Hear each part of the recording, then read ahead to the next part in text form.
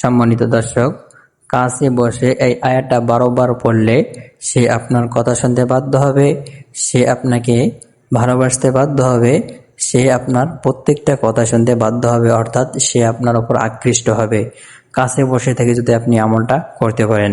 সম্মানিত দর্শক, আজকের আমলটা খুবই গুরুত্বপূর্ণ, আপনার সম্পূর্ণ ভিডিওটা মনোযোগ সহকারে দেখবেন।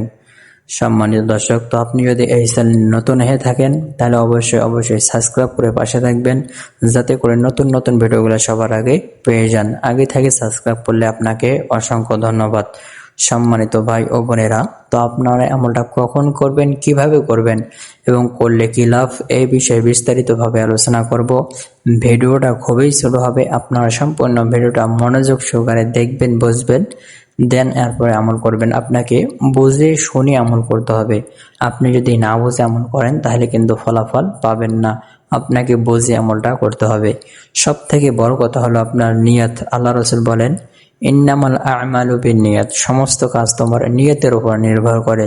তো আপনি যখন যে কাজ করবেন তখন সে কাজের জন্য নিয়তটা করে নেবেন। তো আপনাকে আমলটা করার জন্য তেমন কিছুই করতে হবে না, পবিত্র হয়ে এবং নিয়তটা সহি করে আমলটা করতে হবে।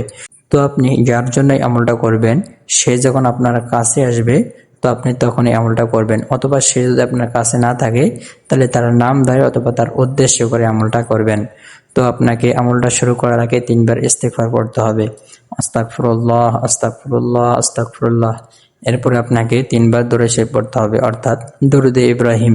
যে দরুদ শরীফ আমরা নামাজের মধ্যে পড়ে থাকি, এই দরুদ শরীফ আপনাকে 3 বার পড়তে হবে। আল্লাহুম্মা সাল্লি আলা মুহাম্মাদ ওয়া আলা আলি মুহাম্মাদ কামা সাল্লাইতা আলা ইব্রাহিম ওয়া আলা আলি ইব্রাহিম ইন্নাকা হামিদুম মাজিদ।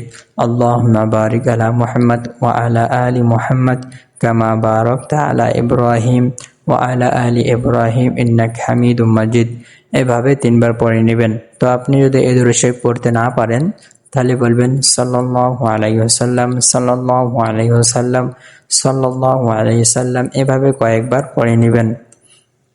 এরপরে ওই আয়াত, যে আয়াতের কথা আপনাদেরকে বলছিলাম, ওই আয়াতটা 12 বার পড়ে নেবেন। আয়াতটা হলো وألقيت عليك محبة مني وألقيت عليك محبة مني وألقيت عليك محبة مني, এভাবে 6 ভাবে 12 বার পড়ে নেবেন। পরে আবার দরুদ শরীফ 3 বার পড়ে নেবেন। তো আমি আপনাকে যেভাবে আমলটা করতে বললাম, আপনি যদি ঠিক এভাবে আমলটা করতে পারেন তো আমলটা করলে কি হবে, আপনি যার কাছে থেকে আমলটা করবেন অথবা যার উদ্দেশ্যে আমলটা করবেন সে আপনার কথা শুনতে বাধ্য হবে, সে আপনার উপর আকৃষ্ট হবে, অর্থাৎ সে আপনার বশ হবে, সে আপনাকে পাগলের মতো ভালোবাসবে। তো আপনি যদি আমলটা করতে চান তাহলে অবশ্যই আমাকে কমেন্ট করে জানাবেন। আমি আপনার জন্য বিশেষভাবে দোয়া করব, আল্লাহ রাব্বুল আলামিন যেন আপনার মনে সমস্ত প্রকার আশা পূরণ করে দেয়। তো আজকের ভিডিও এই পর্যন্ত। আপনারা সকলে ভালো থাকবেন, সুস্থ থাকবেন। দেখা হবে অন্য কোনো ভিডিওতে। আল্লাহ হাফেজ।